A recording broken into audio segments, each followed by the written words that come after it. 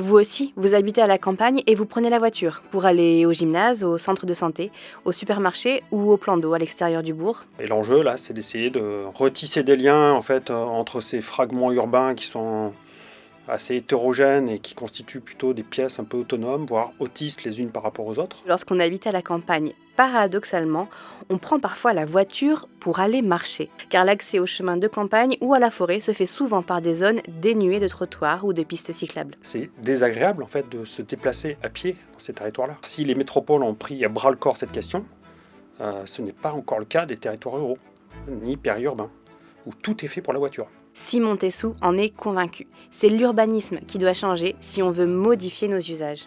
Et on voit concrètement comment, dès qu'on ouvre un nouveau chemin sur 500 mètres de long, eh bien, ça va complètement changer les habitudes. Et ce qui est intéressant, c'est que quand on le fait vraiment, en réalité, les comportements changent très vite. Je peux le noter à l'échelle de notre petit bourg, donc le Rouget, dans le Cantal, 1000 habitants. Nous menons depuis de nombreuses années, en fait, justement, ce travail avec les élus locaux.